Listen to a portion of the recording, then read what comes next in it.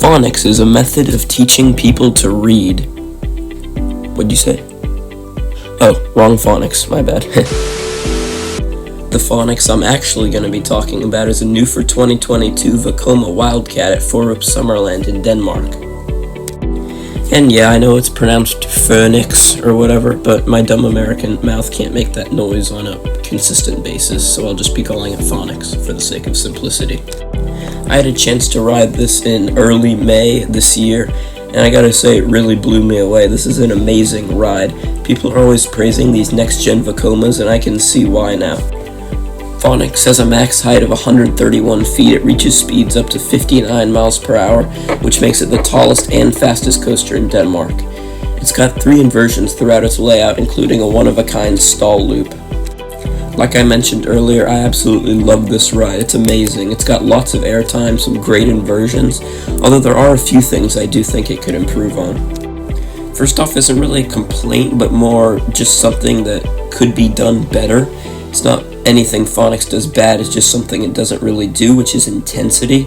The ride definitely focuses more on negative G-forces instead of positives, which can be done well. A lot of RMCs or airtime machines barely have any intense moments in their layout, but I definitely think Fønix could have benefited for 1 or 2 intense moments. Another thing is, like I mentioned, it's the tallest coaster in Denmark, but a lot of elements are taken really low to the ground, which it doesn't really utilize its height all that often. It's these small pops of airtime, just 5-10 feet off the ground, which can be done well. A lot of the smaller RMCs, I keep comparing this to an RMC, but it's got a lot of similarities layout-wise. A lot of those have kind of small pops of airtime, low-to-the-ground transitions, but I mean, I would have personally preferred some more drawn-out, not really drawn-out, but more powerful elements. I mean, you look at Piraten over in Sommerland, that's not even 100 feet tall, but it's got some really intense elements. You got that first camelback and those 3 snaps back to back to back, and that's something I think they could have done better with this ride. But anyway, that's enough talk. Let's get into the ride experience. Fønix is located way at the back of the park. It's actually the furthest ride from the entrance. So you'll get there, and then the queue is pretty basic, just a couple of switchbacks, but it does give a nice view of the coaster.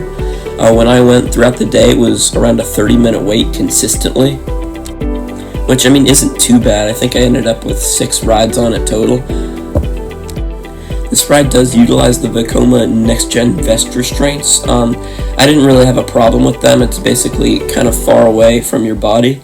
It doesn't tighten up like any of the B&M restraints, and it's got a lap bar and a seat belt, so a lot of restrictions, but I didn't find them all too bad. It was a pretty good restraint system. Now getting into the layout, after the lift hill, you're going to plunge down your first drop, and this is actually a really good drop. There's a lot of airtime, especially in the back few rows, bordering on ejector. You drop into a trench, which is a pretty cool effect. The first element after that is that stall loop I mentioned. It's actually a really good element. There's some good intensity actually in the valley after the first drop, which quickly transitions into hang time at the top of the element. I really like this element, actually a lot more than I thought I would. All 3 inversions on this ride are great, especially this one. After that, you twist to the right. This is one of those elements that I wish could have been maybe a little more whippy. Overall, there's actually 2 twists back to back, and neither of them really does too much. It's still fun, but I hope there would be more in the way of forces. You then pop up into this airtime hill that immediately twists to the right. The airtime pop is good, but I really wish it would have kept going down. The twist doesn't really do much, again, notice the theme, but it's still a good element. And then you twist, I just keep saying twist, you turn into the next inversion, which is a 0G roll, banking the other way from where you're coming. It's actually a really good element, another great inversion on this ride. Some good hang time. This one's actually pretty whippy, and I really liked it. After that, you kind of rise up and head into this sideways pop of airtime that continues into a double down, and I really like this. The sideways ejector is actually really good. You fly out of your seat, kind of like a wave turn, and then you immediately double down, which gives another strong pop of air. The next element is right before that final inversion. This is a twisted airtime hill, and I feel like this could have been done a lot better. There wasn't really much force, either negative G's or laterals or whip or anything really. But I mean, it's still a good element. You're flying over the queue at this point, which is a cool visual, and then right up after that is the station flyby, and you know, this is a lot cooler off-ride when you're in the station. You can't really see much of it. It's still cool to be flying through a building, but it doubles really more as a near miss than anything. I think it's definitely built for those people inside the station to have something to look forward to, but overall it's a good inversion, a lot like the second one. It's really whippy. It just doesn't have the extra banking, so I would prefer the second one. You then turn around and immediately head into kind of this trick track outer bank double down thing. I don't really know what it's called, but the first half of this element is actually really good. It's really underrated.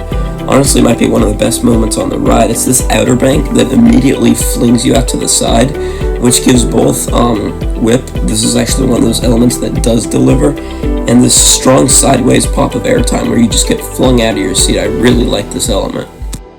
After the twisted double down thing, you fly into back-to-back airtime hills. These are kind of the smaller hills I was talking about earlier. When I mentioned how this ride focused a lot more on smaller elements, these are the two things that really came to mind. I mean, sure, they're good moments, but I would have preferred to see some elements with more force, I guess, is what I'm trying to say. The airtime's good and all, but it's not super powerful. That's not really something I can complain about, but, well, I am the coaster critic. I have to find a way to criticize something. Anyway, I still like these two elements, but maybe a larger hill, just one, instead of these two smaller ones would have been better. There's a few more twists and turns before you hit the brake run. There's actually a really good sideways pop of airtime after the two smaller bunny hills. The following twist doesn't really do much in the way of forces. Again, sound like a broken record. But then you pop up into the brake run and that ends the ride.